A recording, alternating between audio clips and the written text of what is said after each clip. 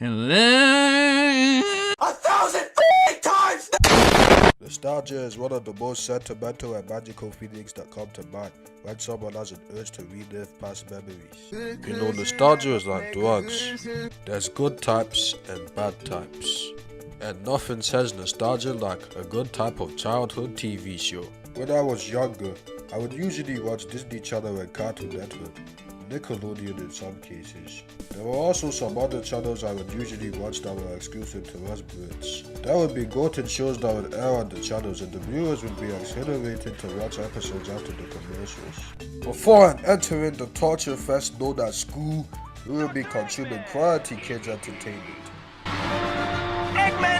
Watching cartoons on a Saturday morning would be a thrilling vibe, and I'm saying that as a 15-year-old. I would sometimes munch on my food while watching these channels. That's how much they meant to me. Some of these shows would manage to appeal to all ages. Now, I'm not going to talk about preschool shows in this video because that's not my thing.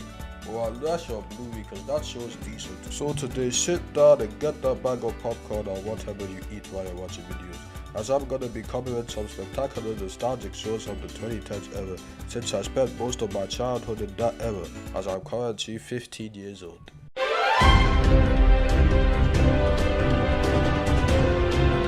God damn, this show was dope. Thank God that this show was a thing, because this show, as well as Gumbo and regular show, saved the network forever. This show changed animation forever and made room for more story-driven and serious so-called kids cartoons. Finn and Jake are one of my favorite duos in media.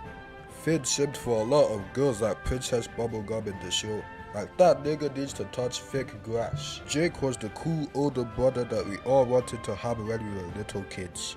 He would play games with Finn and help him with adventures. We would all be in heaven if we had a homie like that. After all, Finn went through a lot of trauma in the show. The Ice King was the villain once in a while, and he's literally SpongeBob. I'm not even joking, guys, search up his voice actor. Also, his real name is Simon. Backgrounds are so beautiful in this show. The early seasons were pretty much a goofy long session. However, that doesn't change the fact that they were decent seasons. But as season 4 arrived, the show had higher stakes and more serious storylines. Marceline was the goth queen that every kid had a crush on. She also got together with Princess Bubblegum at the end of the show. Finn is gonna fucking kill her all. I swear in one episode Finn was stalking Marceline. Bro was so down bad, bro. Like, he should lay off that League of Legends shit, if you know what I'm saying. Finn was a real player. I'm pretty sure this show would have a Happy Meal or two. This show would run for 8 years in the years of 2010 to 2018. The ending was pretty emotional and it made me cry when I found out the show was ended. However, the show came back for a revival spin-off in 2020, known as Distant Lands. The show would end in like 2021 and it came back again for another revival spin-off last year called Fiona and Cake, based off that one season 3 episode of the OG show. And yeah, this new show is more adult and it received a TB14 rating, meaning it would be able to support its mature deep themes even more. I watched it and it's actually pretty good. Yeah, this show was pretty great and it's still going on as a long-running franchise. Adventure Time Fiona and Cake got renewed for season 2, so I guess the fun will never end. I would rate Adventure Time a 9 out of 10.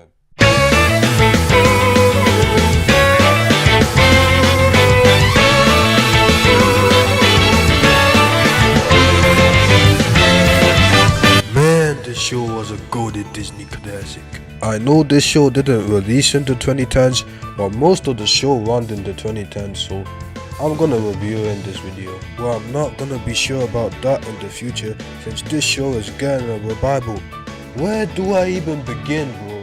Every freaking episode had the same formula revolving around Phineas and Ferb being creative and making some cool inventions in the summer, and Candace tries to rat them out like a bitch, but always fails while Perry goes to Dr. Doofenshmirtz's lair and tries to stop him from taking over the tri-state area. Doofenshmirtz is the best character in the show, and if you think otherwise, well, you don't even have friends. Get the fuck out of it!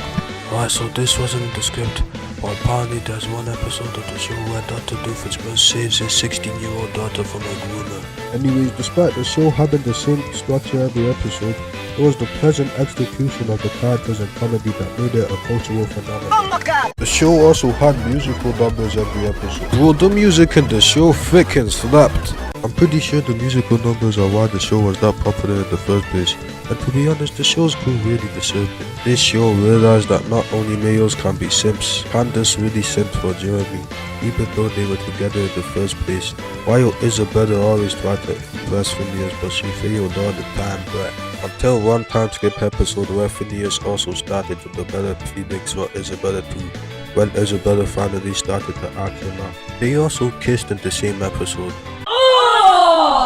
Oh, and the show had movies as well. First movie premiered on Disney Channel in 2011, and it is called Phineas and Ferb the Movie, Across the Second Dimension.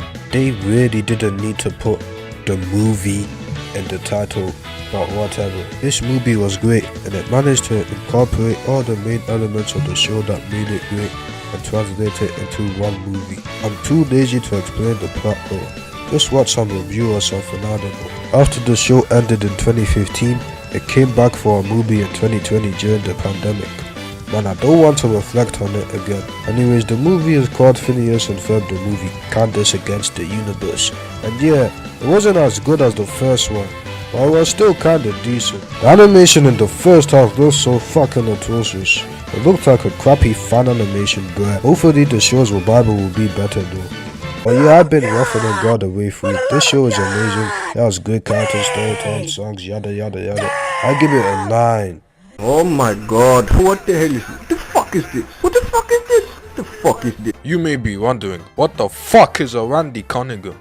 Randy Cunningham, or Randy Cunningham 9th grade ninja, if you'd like to get wordy, was a Disney XD show that premiered on August 13th, 2012. So basically this show is about a high school freshman called Randy, who gets chosen by this thing called an Omicron to protect the world from the evil sorcerer, who unleashes many villains throughout the show. Look, if you don't understand the plot of the show and if you want to watch it, just do it. Basically, every 4 years a new ninja is chosen, and it's been like that for 800 years. This show has a Spider-Man vibe to it, but it has more corny jokes like Randy is a high school freshman who goes to a high school. Thanks, Mr. Obvious. He has a ginger best friend.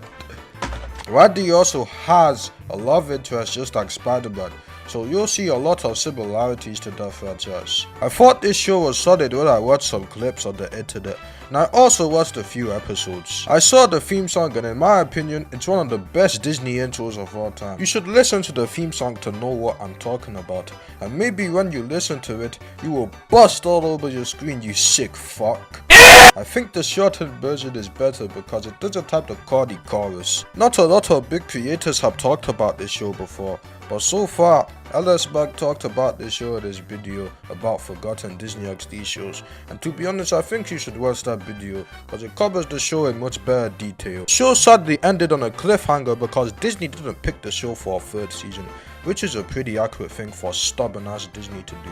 Hopefully one day they'll pick it up, cause many shows nowadays get revival. I couldn't even explain the whole lore of the show in full detail, but this video is gonna get more dragged on, so I'd rather just move on.